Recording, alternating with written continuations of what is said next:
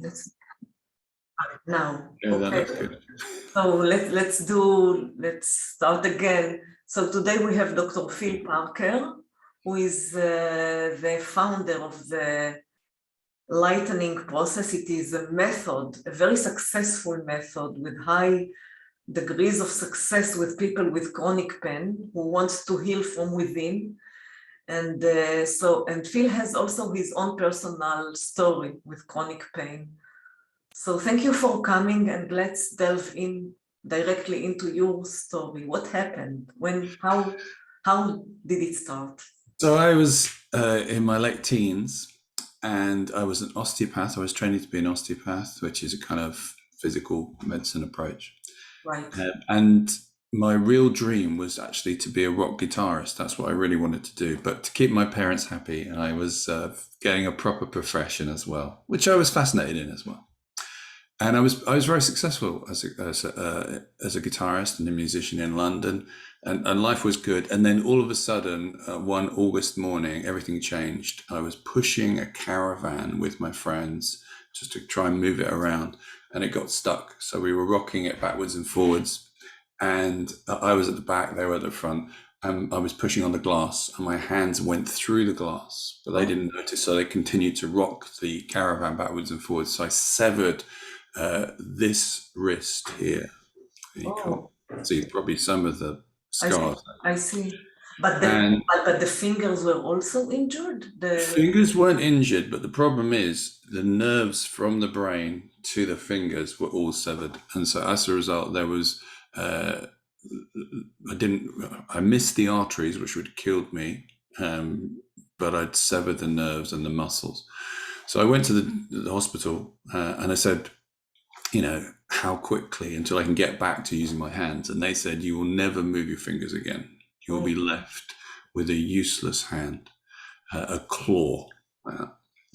And I was a very contrary teenager, and I said, I can't believe that's true. I want to have a second opinion. And the second doctor came along and he said, it's really good news. I said, what's the good news? And he said, well, I've had a look at everything. I had a look at the notes. I had a look at your hand. And the good news is the first doctor was absolutely correct. You will never move your fingers again. You'll be left with, you'll be able to kind of do that, but you won't be able to do anything with your actual fingers. Like you didn't have movement in the fingers? I had no movement in my fingers. So I would send messages from my brain to move my hands, and it just wouldn't move. And I thought, this is not good news. This is not what I need to hear. There has to be a way through it. And I kept on thinking about lizards. Lizards can remove their tail or a leg sometimes and regrow it. I thought, if they can do that, surely there must be something I can do. So I kept on asking different people and different modalities, different therapists, different doctors.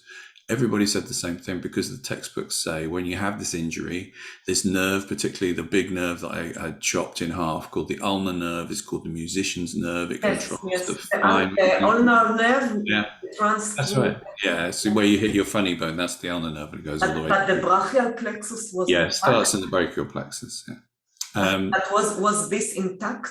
This was okay. So it was only here. Okay. It got chopped here at this point. And they said, you're neurologically old, it won't recover, you just need to forget it. And I just kept on thinking, there's got to be a way through. And I read a story, it's interesting what you were talking about at the beginning. I read a story of a guy called Django Reinhardt, who was a very, very famous guitarist in the early 1920s. And he was a gypsy jazz guitarist, and he lived in a caravan. And one day the caravan caught on fire, and he melted his whole left hand, and he was left with 2 fingers, and he had to relearn to play the guitar. And he created a whole new guitar style just using 2 fingers, and revolutionized. So I heard his story and I thought, oh, that's interesting. And a bit like you were saying, the importance of hearing other people have been on a journey. And I kept on asking different people. Everybody said, you will never recover. And then eventually I found someone who said, I think you will recover. It's about the 20th or 30th person I talked to. And I decided to believe them and ignore everybody else's opinion, because I thought, well, I know I've got to have somebody who believes, who's fighting my corner. I just knew that was important. Right. So this person specialized in looking at the mind-body connection, how our mind affects our brain affects our mind, brain and body are all connected. Yeah.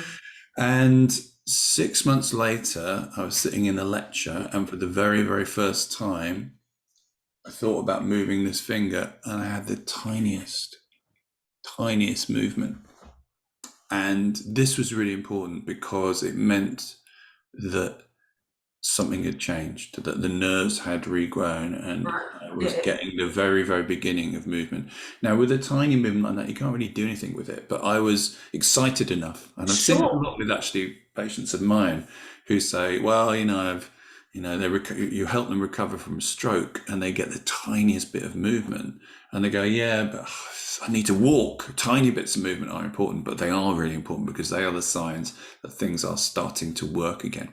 So I saw this tiny movement and I was really excited because this meant now that there was a regrowth of the nerve, which was not supposed to have been able to happen, and it had grown in the right direction, and I was able to move this finger a tiny bit. And it took probably another 6 months for it to come back totally. And then I taught myself to play the piano, and you can see a piano there, and the guitar, and I regained my ability to move my fingers. And this is the hand that got injured.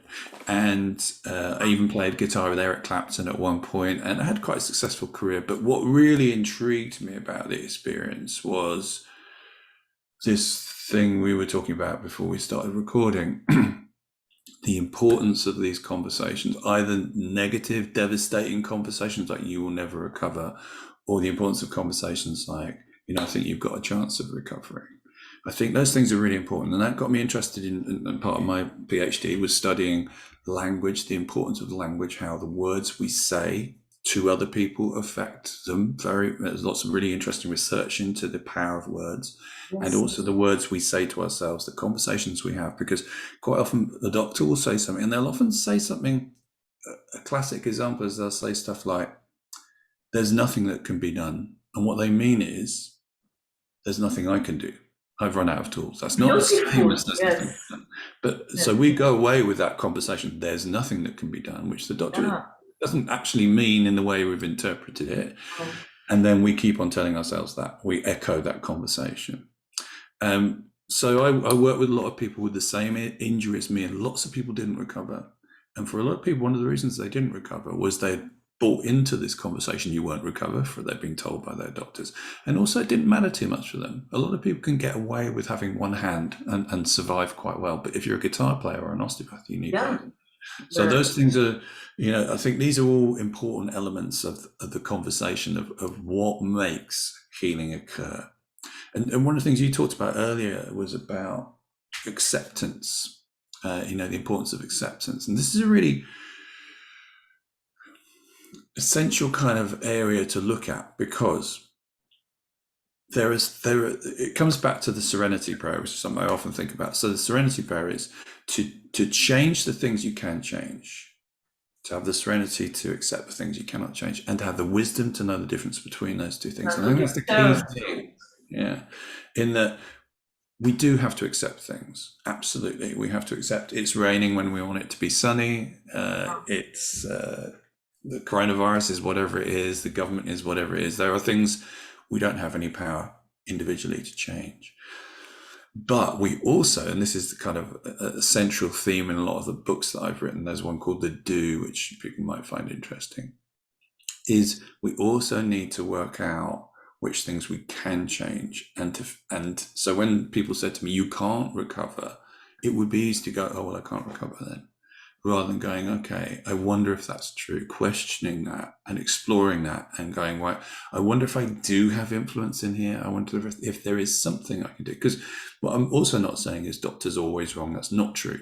Just because you have a medical diagnosis, that doesn't make it true or not true. It's the best medical opinion that you've got. Yeah, you cannot blame them, because this is what they know, and they can be very pure in their intention to heal. Absolutely, yeah. But they are limited sometimes. And what we're looking at is, where is there flexibility in that? Where can you influence? Where can you make change? So has somebody else had this diagnosis and changed the outcome that was predicted. Because remember, with medical opinions, they are opinions, they're informed opinions, but then, good doctors will say, this is my best guess. This is what I expect to happen, but I can't tell you what day, this will happen or that, because there is a mystery to it. It's not a precise science, and most people will acknowledge that. The question I'm particularly interested in is, when we look at stories of people who recover, is like, well, how did they do that? What is going on? Can we understand that well enough that we could teach other people to adopt some of those ways of thinking? That's fundamentally what the lightening process is. It's looking at what makes some people seem to be able to recover and what makes some people stay stuck when they have the same condition. What do you think makes the difference? Is it the inner self-talk? Is it because you mentioned the power of words, but what about when the doubts come from, not from the outside world, but from within? Because if someone looks at his hand and he cannot move it, and for months, I mean, the doubts are the natural thing to emerge. And I think there are lots of pieces to the puzzle. So our internal dialogue is important. The conversations that we have with ourselves definitely have an effect on our health and how our body responds. And again, there's some really interesting, well-published research on this, the power of words, the power of conversations on our neurophysiology. So words definitely affect our nervous system. Our nervous system affects our immune systems. There's a real link between those two things. But something else that we've been talking about in the background is the level of stress within our system. So there's some really great long-term research into the importance of the balance between the sympathetic nervous system, which is the active alert system, and the parasympathetic, which is the process, which is all about healing, restoration, and calm. right. If we keep on talking ourselves into stressful conversations, then there's a kind of drip feed, or sometimes a torrent of negative conversations that will increase our stress levels. Right. Long-term stress is absolutely, definitely related to poor health. There's so many research studies into this now. So anything we can do to reduce that is going to enhance our healing ability, our ability to mine into this extraordinary onboard healing system. And the other thing that's always worth looking at from the research perspective is the power of placebos. So when any drug is tested, you take a new drug and you would test it very often against a dummy pill to see, because we know that when we give someone a dummy pill, there will be some effect, right? So if you give it any pill, there'll be an effect. And that is independent of whether the pill is heroin, heroin's based like opiate, or if it's antibiotic, or if it's an antiviral, there will be an effect just from taking the pill. And in research, placebos are annoying because they make your statistics more difficult. But when we stop and think about it, what placebos really tell us is that people respond to these pills as if they're real and get genuine changes in their physiology. It's not that they just think they're better. There are physiological changes. And again, there's loads of really amazing research published into the kind of changes. So changes in your immune response, changes in the production of hormones and neurotransmitters, changes in heart rate, changes in the peptides, pretty much everything. The proteins, yes. And so one of the questions I've been looking at for a long time is, okay, so we know that when people have placebos, they are somehow triggering this internal healing response in pretty much every illness, because most drugs for most illnesses have been tested against placebos, and there is a percentage of people that respond to placebos.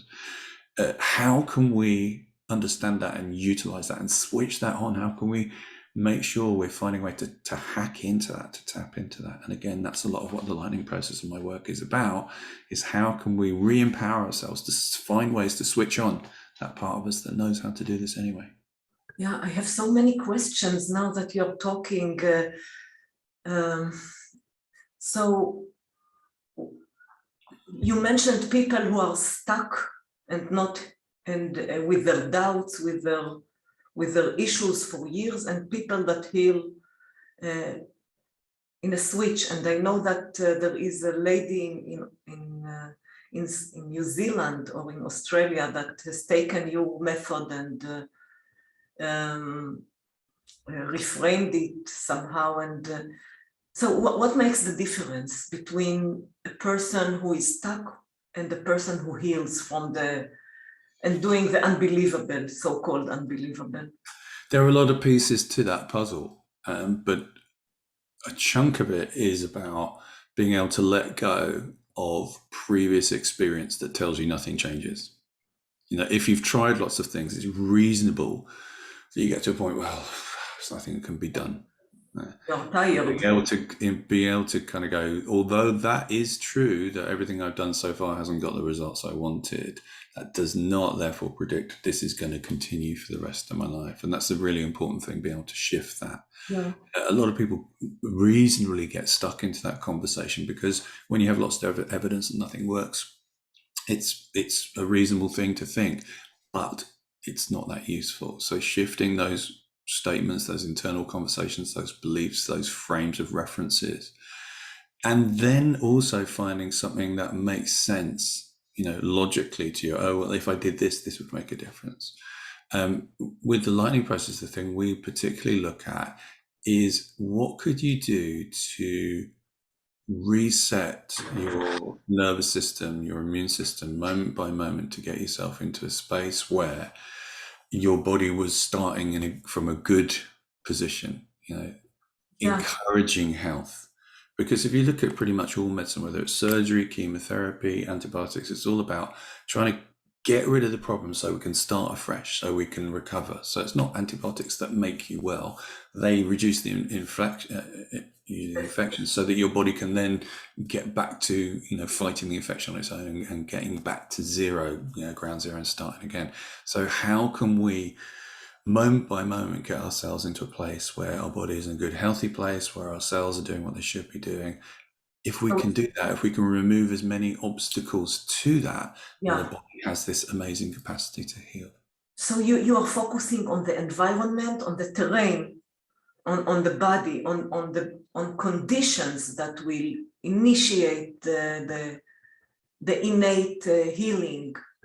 Yeah, whatever it would take. So it makes sense to have a good diet, to be, you know, taking care of your physicality, but also we need to be taking care of our psychology. We need to be taking care of the conversations we have with ourselves. We need to be very aware of how our body is responding to what our brain is doing, and looking at it in the most holistic way that we possibly can. And one of the things that I'm particularly interested in is if you see a therapist, you know, whether it's an osteopath, acupuncturist, hypnotherapist, once a week, that's an hour. What about all the other 23 hours of that day and the 24 hours of every other day? What if you could be doing something that was encouraging and supporting and nurturing your health as often as possible, rather than relying on that one session or 2 sessions or 3 sessions a week? What if you could find a way to gently and kindly nudge your body in a healthy direction ongoingly, rather than just waiting for that one session a week? And that would probably make quite a big difference. And that's, again, one of the big skills of the lightening process is it's not a therapy. It's not, we're going to fix you. It's, we're going to teach you some skills. We're going to train you in some skills. And when you apply those skills, what it will do is allow your sympathetic and parasympathetic nervous system to get into balance, allow your body to calm. It will allow you to work out, you know, what you need to be focusing, to recognize on what you can influence, to point yourself in the direction that brings you love and laughter and lightness in your life. All those things, if we can consistently point ourselves in this direction, it's bound to have a positive impact on our health. So let's take it a little bit more down to earth. In the lightening process, what are you doing in the process? I know it might sound not an appropriate question for such an intangible process, but I'll reframe it. What is the edge, in your opinion, of the lightening process to other modalities in the realm of mind-body? like meditations, prayers, the vagus nerve activation, etc.? I think there's a couple of things. I think first of all, focus on language is very particular. We get people to really think. We teach them a whole new verb called the do, which is the book I mentioned. That's very important. I think this. If we look at meditation as an example, if you go back to the original Buddhist teachings, they don't kind of say do meditation once a day or twice a day. They say this is a training practice so that you can be present. Yes. So that you can move through life in presence, and not that you should just do this in your monastery. You should do this in the cafe, this should be how you should be.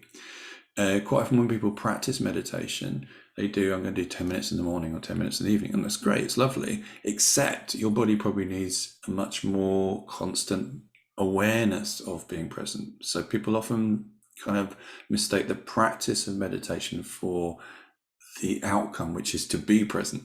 And what the lightning process does is very much is that. It's like, this isn't something you do twice a day. This is a new way of thinking about yourself all the time. So bringing your awareness, and there's a couple of questions that we would ask, which is what you're doing right now life enhancing?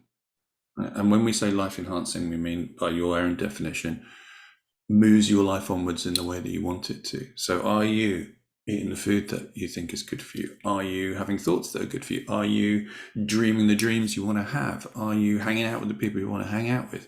Are you being kind to yourself? What do you think about your future? So having an awareness of where am I kind of pointing my nervous system, my body, my spirit, my soul? Is that the direction I want to go in? And if it isn't, then the next steps of the lightning process are, how do I get myself back into what is it I want, and how do I move myself in that direction? And having that's a kind of constant conversation throughout your day. So it starts to become being genuinely present about what is going on, and is this useful for me? And is this the direction that I want to be going on? And teaching them skills to reroute. So whether that's life path, or just right now, what the symptomatology in my body, or how I'm feeling emotionally, or what I'm thinking about eating, to really bring ourselves a new kind awareness. It's important when you're learning something like this. People could do it in a very kind of rigid and rigorous, hard way, and that's Exactly. because that's again not life enhancing. And it's about what would increase the amount of compassion, self-compassion in your health, in your life, in your body. So as you said earlier, it's quite nuanced. There's quite a lot of stuff going on. It takes 3 days to teach people this process, and then a bit more time afterwards to support them into putting it into practice in a world where this isn't a very normal conversation, where people are doing other stuff. But yeah, that's a kind of a basic overview of how can you develop an awareness of when you're not heading in the right direction, some tools to reroute neurologically into the place that you want to be in, and then to really get in touch with what it feels like to be, let's say you recognize you're stressed about something, you would kind of go, right, okay, this isn't quite what I want to be doing. The tools would then lead you towards working out what you wanted, which would probably be to be calm, and then to teach you how to step into the experience of being calm right there and then, rather than sitting with it, waiting for it to pass, taking a happy pill, or really shifting instantly. And this is one of the reasons it's called the lightning process. It's very fast. People get change as soon as they start to understand, I have power here. I can shift from being stressed to actually being in a space where I can be calm, independent of what's going on around. Then life becomes very, very different. And people will often point to doing the lightning process was transformational in that my health changed, but it was even more transformational in my life changed. I realized that, and this is often the case for many people, we get ill and we can go, I just wanted to be back to how I was before. Yes. Well, actually, probably you don't, because just before you were ill, that's what probably was part of what made you ill, was how you were living your life. Yeah. Not always the case, but quite often there are signs and symptoms that show up before the illness hits. And going back to just before I was ill is not a solution. What we need to do is actually recreate, how do I want to live my new future? And there's, again, some interesting research around this called post-traumatic growth, where people go through traumatic experiences like illnesses and they end up going, you know what, it sounds weird to say, but I'm kind of glad that happened, because my life is completely different and I can't ever imagine I would be on this new path if that difficult period hadn't visited upon me. Wow. So the lightening process is it is in relation many times to fibromyalgia, chronic pain of the fascia. There's so many things we've worked with, from degenerative neurological diseases like multiple sclerosis to people with more psychological issues like anxiety, depression, anorexia, bulimia, but also lots of chronic pain stuff. So fibro, very common. A lot of people with chronic fatigue syndrome and ME. People with complex regional pain syndrome, which is kind of chronic pains issues, and everything besides digestive or autoimmune system. Because what we're looking at is how do we get the body back to how it should be, rather than what is the condition that you've come with. How can we teach you to be taking care of your health in a new way that will then allow your body to regroup, reset, and move on? And it's just extraordinary what people, I'm always amazed with the kind of stories that people come with. They say, I came with this, but I also had this problem. I've been working on this problem, that's gone as well. I'm like, wow, that's amazing. They're things that you just wouldn't ever imagine. Having studied osteopathy and done a lot of pre-med, when you read books, you textbooks, they go, this can't be recovered from. You go, okay. And then somebody comes along and recovers from it, and you're like, okay, maybe we have to rethink what we thought was possible. So people always amaze me with their ability to make changes. It's quite extraordinary. What about autoimmune diseases that create lots of, it is considered a chronic condition, though we know that people have healed themselves of. Do you see that these kind of modalities, let's talk about the lightening process. Is it helping people with autoimmune? Absolutely. Like arthritis or? Yeah, we see a lot of people with rheumatoid arthritis as well as osteoarthritis, which are kind of inflammatory responses, slightly different ones. The RA is considered to be more an autoimmune one. MS is also, multiple sclerosis is thought to be autoimmune to some extent. Basically, with the autoimmune disease, you've got the immune system whose job is to check out what's going on in the body and make sure anything bad is removed. And it appears that it's slightly misinformed and starts to attack tissues that don't seem to be bad, so it attacks itself. The same with inflammatory bowel diseases like ulcerative colitis, Crohn's disease. We've seen a lot of that stuff. Hashimoto's thyroiditis, which is where you attack the thyroid cells, thyroxine producing cells. So do you actually see a difference in the lab test? Like a person with RA is coming to you with high levels of ESR or CRP, the biomarkers in the blood. After the process, do you also see a decrease? Yeah, you do. And I have to qualify that by saying not in all cases, because it's not, it's not a magic pill, it's a training. But absolutely, we have both clients and people who were clients and now practitioners. So we see them over long periods of time. We know them personally who have changed things. Again, thyroiditis I was just mentioning. So that's an incurable condition. This person doesn't need thyroxine anymore. So the levels are normal, and the same with RA and all sorts of other stuff, because the body has an extraordinary ability to shift and change, and it's about harnessing it. There's a really interesting study by Benedetti in Italy where he studied Parkinson's, and they gave people an injection called apomorphine, which allows them to produce dopamine, which is what's missing in Parkinson's. But it only lasts for about 6 to 8 hours, so you need to have one at least every day. So on day 1, they gave them the injection for apomorphine, and their joints were better, their tremors disappeared. Day 2, the same thing. Day 3, the same thing. Day 4, the same thing. Except on day 4, they gave them a placebo, So they gave them a pretend injection with saline in it, but they responded exactly the same way, because now they've had 3 days of this works. On the 4th day, when they get the injection from the same lovely nurse or doctor, they get the same positive responses. And on that day, these people were actually going into surgery to have electrodes implanted into their brains. So they had to look at the neurons. Yes. And what they found was the neurons were acting as if they had produced more dopamine than usual. Wow. And that could only be as a result of the mind-body connection, because the final day they had a dummy injection, and we know that apomorphine only kicks around for about 6 to 8 hours. So any changes were purely the result of the mind-body connection. So there's lots of really interesting evidence that says you can make, it's not just thinking about it, you can make physiological changes. And these are, well-documented cases in the research. So if it's possible to make change, then the question becomes, okay, how do I make that change? If other people have, we all know people who've had, RA or something, who's magically got better, whether it was from medicine or just self-healing or meditation. So if somebody can do it, it means it's doable. What then about the question is, how do we do that? But what about the secondary gains that a person with a chronic condition, I mean, it's hidden, he's not aware, but many times what is stopping people from healing is hidden gains that they have of the condition. Consciously they want to heal, they declare to themselves and to the environment that they want to heal, but something is pulling them back. I think sometimes that's the case. I don't think it's always the case at all.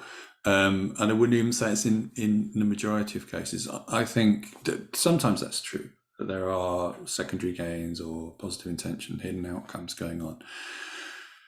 But I think a lot of it is they've been told you can't recover. And so that's the first thing. That's the first closed door, is there is no other way. And the second thing is, what tool would I use to, if it was possible to recover, which it isn't, because I've been told it isn't, what tool would I use? Because I've been told most people would naturally go, I'll go to the doctor.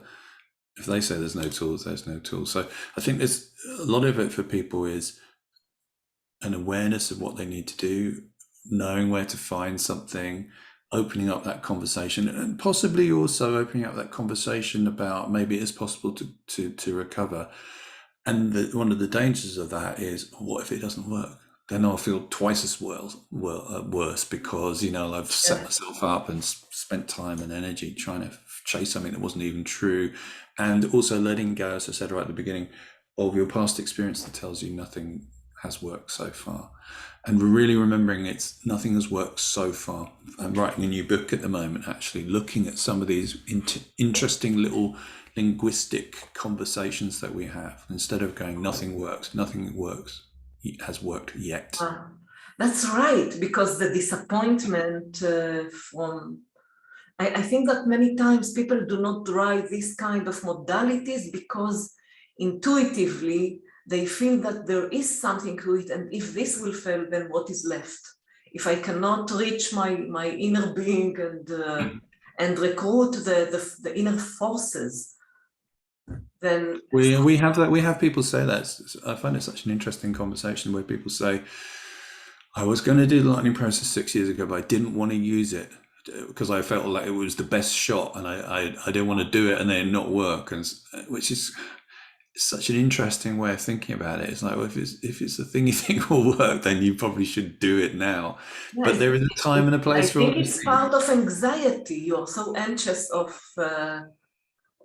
anxiety is a lot about the anticipation of the thing that will come. So people who have the what if, and worst case scenarios running the show, which many of us are like this because of our stressful environment, especially in these times.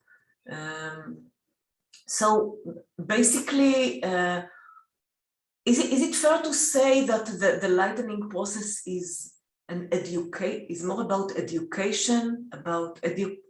Education is a very strong word, but about teaching, about Yeah, we frame it very clearly as a training program. We say our job is not to fix you. That's not our responsibility. We can't do that.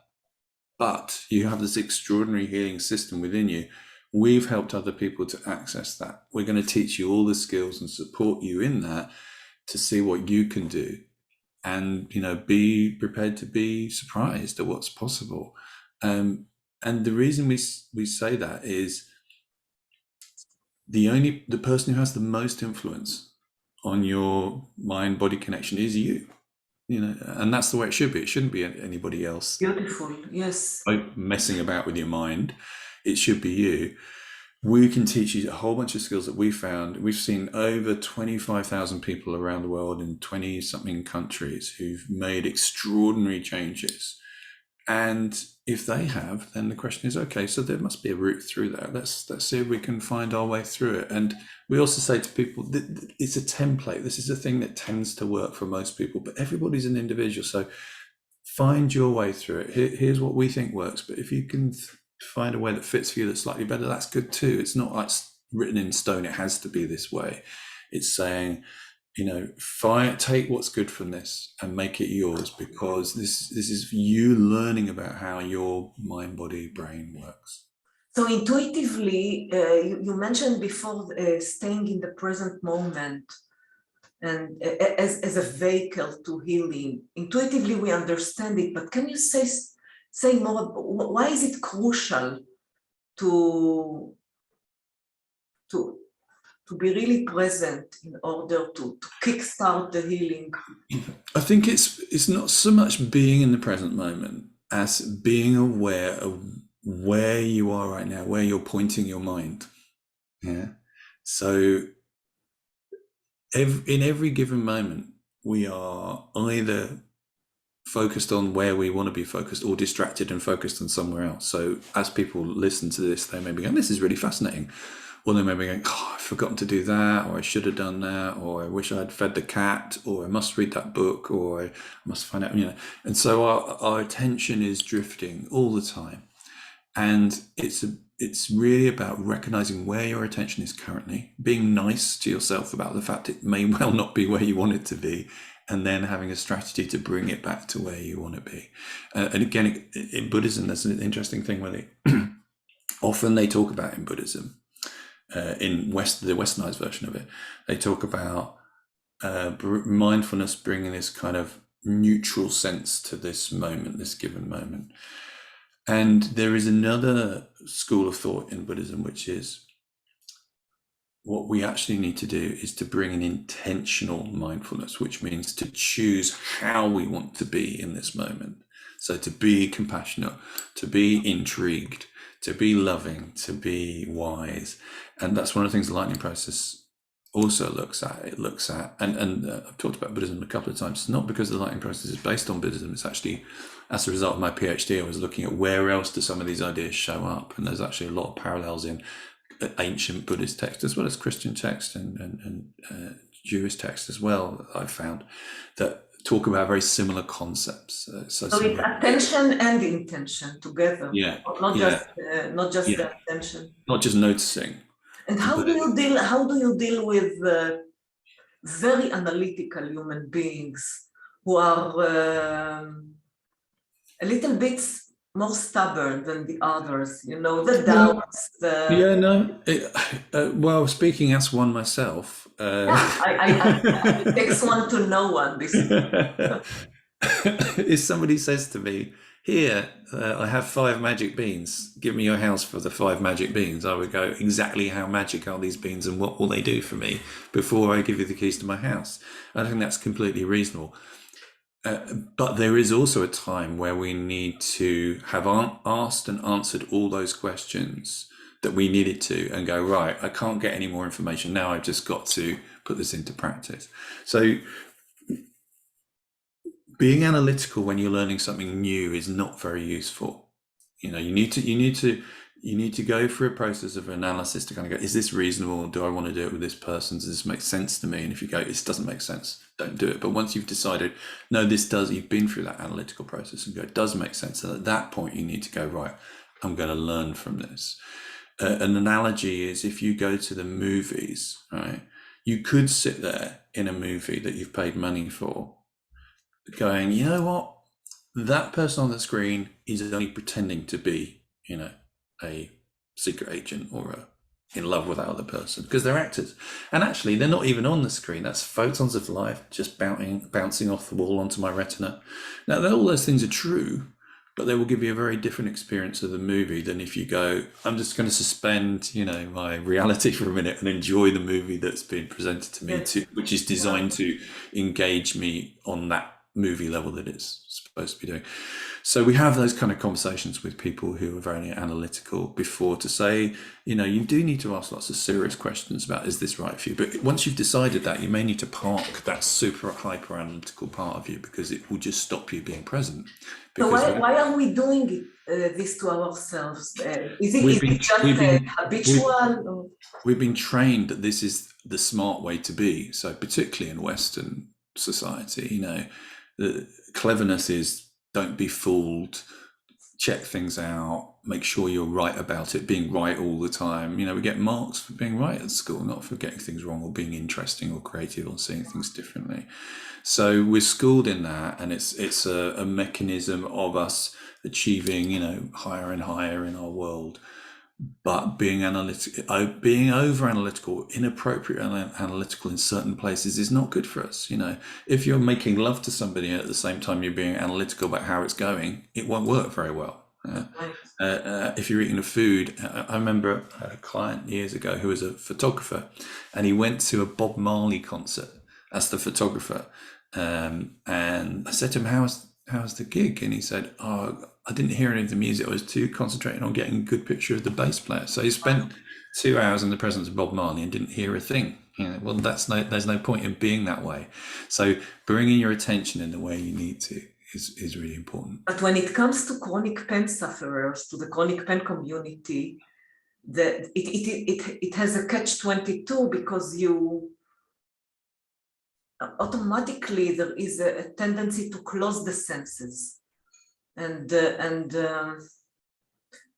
you don't want to feel, you don't want to sense.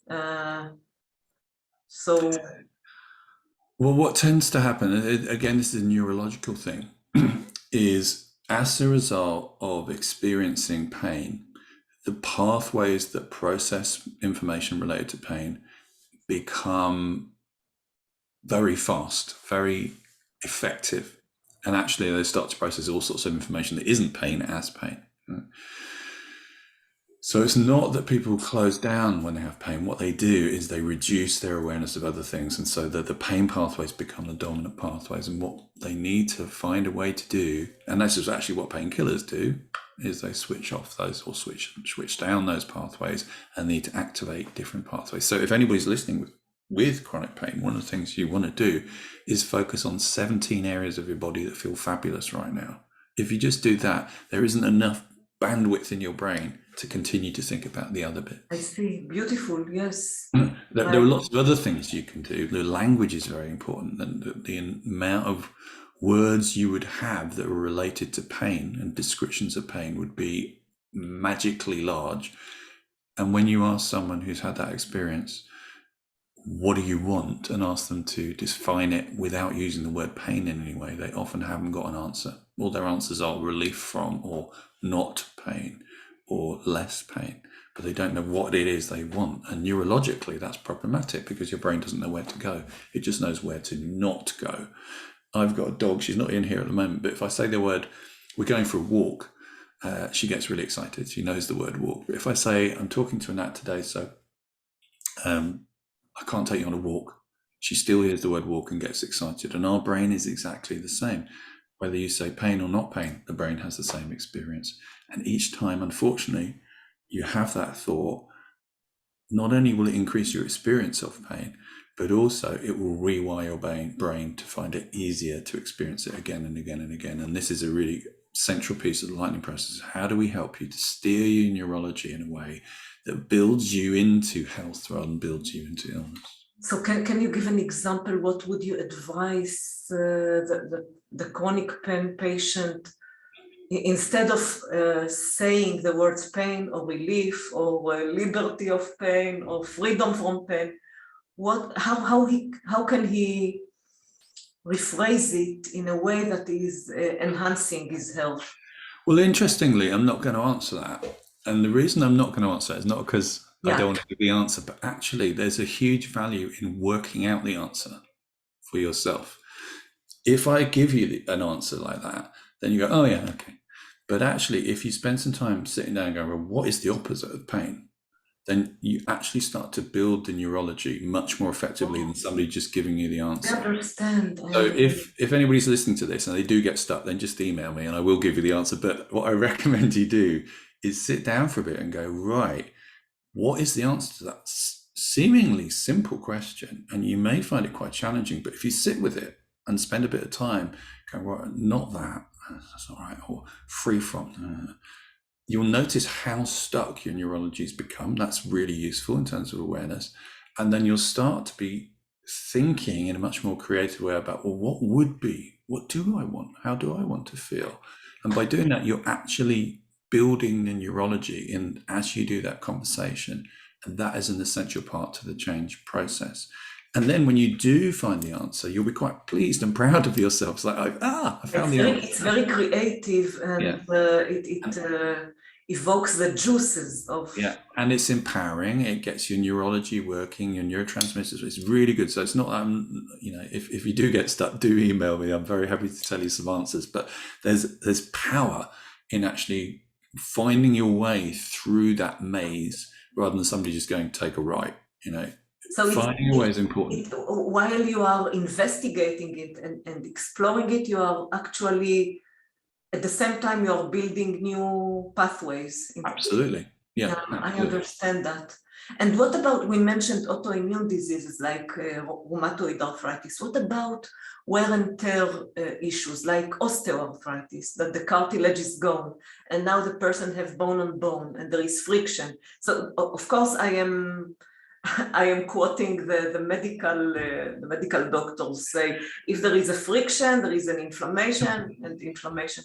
What is your take on degenerative diseases?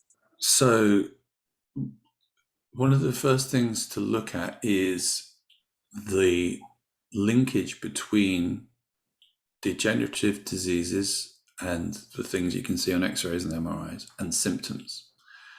And the linkage is quite poor. So there are lots of people walking outside your window right now who have exactly the same level of bone on bone, lack of cartilage, and have no symptoms whatsoever. And there are some people, when you scan them or x-ray them, you can't understand why they've got all this pain because there's nothing to see. So they did a study years ago. So when you took x-rays back in the day, all you could see was bone. When MRIs came along, you could start to see the soft tissues, so things like discs. So suddenly they were like, I've done an MRI. I can see that your disc is bulging here. We need to operate on you. And then somebody did a research project.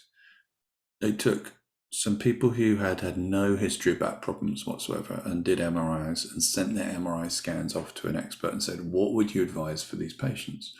Something like in the high 60s needed immediate surgery based on their scans. They didn't need immediate surgery because they had no symptoms whatsoever.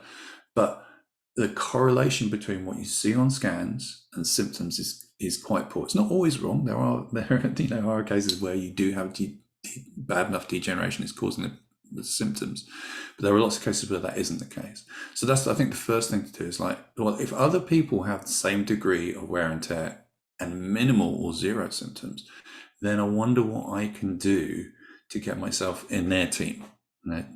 There is also stuff you can do that will encourage, regrowth of bone and all the rest of it. But just really starting to question some of these conversations. And that doesn't mean to say, and I like to stress this, what we're talking about here is the possibility of change. That doesn't mean to say everybody can fix everything all the time, because apparently we all at some point break down enough that we die. That is one thing that does happen. So it's about being kind to yourself whilst being intrigued as to, well, what can I do? What is possible?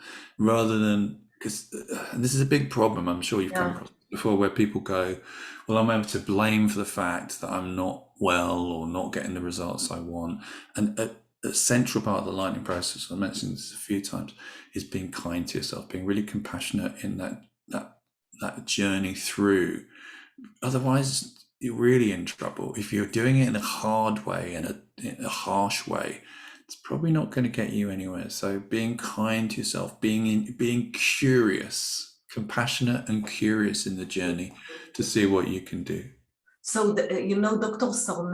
John Sarno, who Yeah. also, Yeah. he was talking about when people are doing all kind of tangible modalities, like exercising for the sake of the malady, or taking supplements for the sake of the malady. It is a counterproductive action, because they are enforcing the pathway in the brain that something is wrong with them. Do you also think like that? Do you? Yeah, absolutely. The more you focus up on trouble, difficulty, disability, and have that as be your mantra, your internal conversation, the more you're neurologically reminding yourself of that, not just intellectually, but physiologically. Your brain is just going to that default position all the time. And So if our mind is so powerful, how come that we die? Why can't we defy death with this divine machine here? I don't know. I don't know. Maybe. What do you think?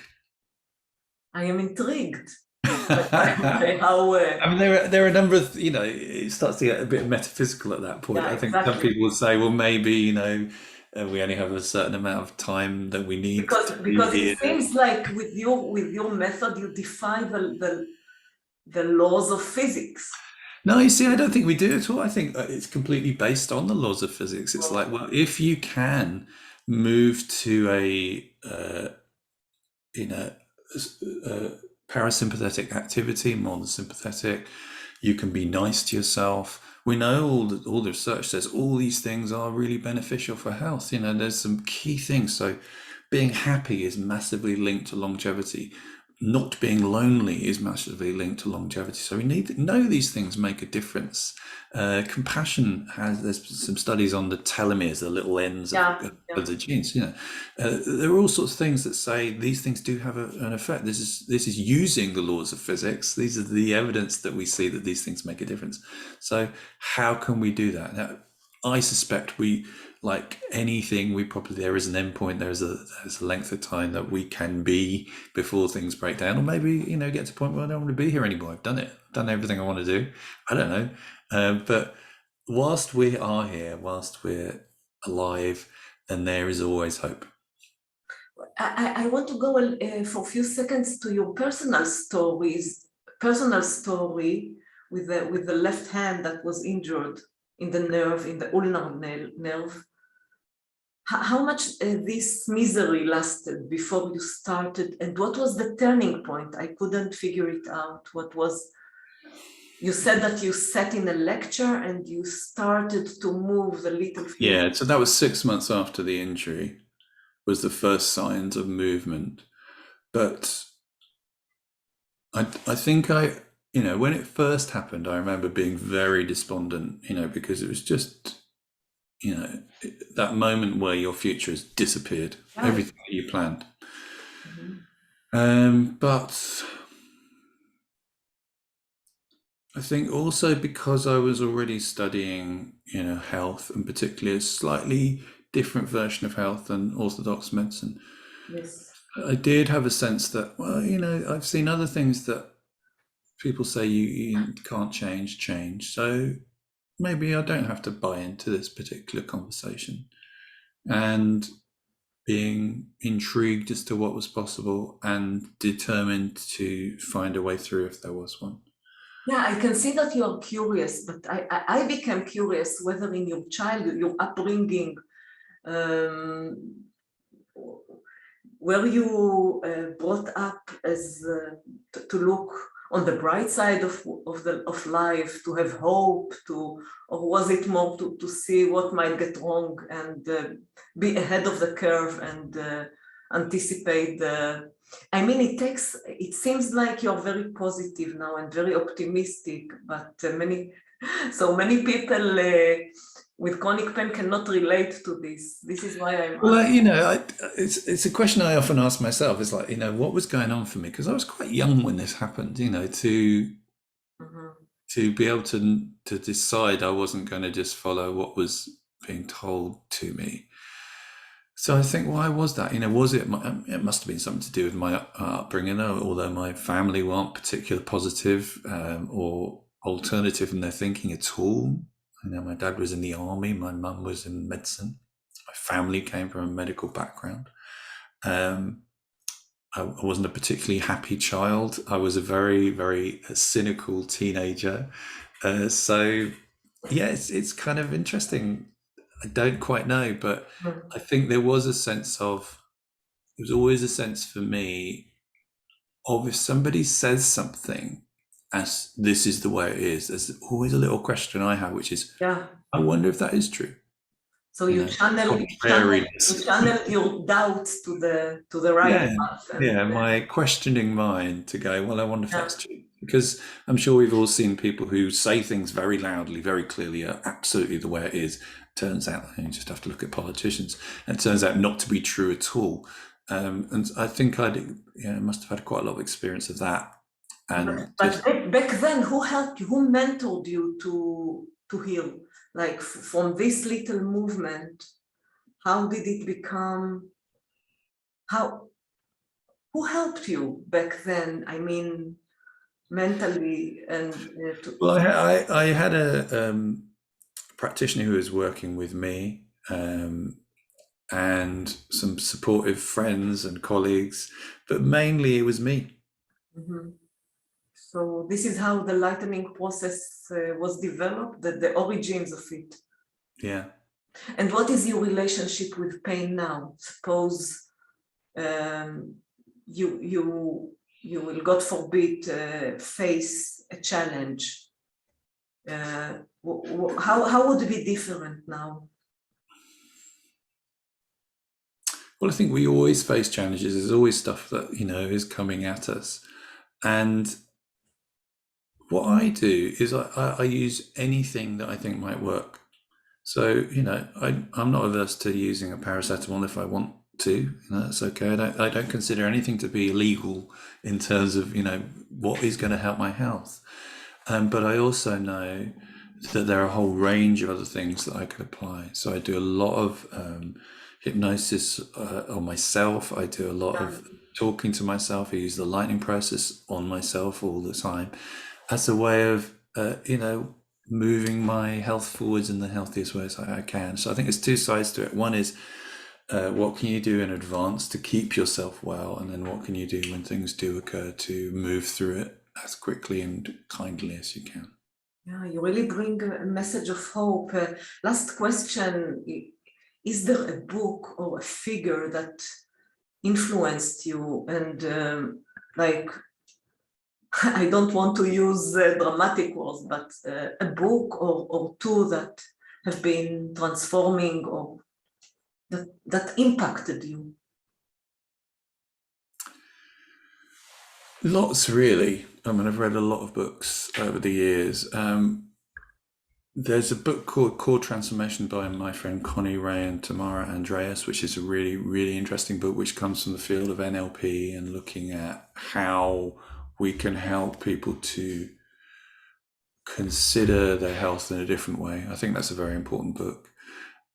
What's its name? I didn't. Called Core Transformation. Core Transformation. Co-transform. Core Transformation, yeah, by Connie Ray and Tamara Andreas. And that's a very interesting book. I've read so many books over the years. I'm always amazed by the kind of wisdom that's out there just waiting to be uncovered. Yeah, exactly. Yeah, I am very grateful, Phil, for sharing all these insights. And from what I heard from people who healed via the lightening process, it is an amazing one. Like they couldn't believe, and they were very doubtful. They came with doubts and with a rational mind, very analytic, and they really talk about it as nothing but a miracle. So thank you for the hope and the brightness that this brings to chronic pain sufferers and people with any chronic condition. And I wish you lots of joy and health in the rest of your journey. Thank you. Thank you. Thank you very much, Annette. Very nice to speak to you today. Thank you so much.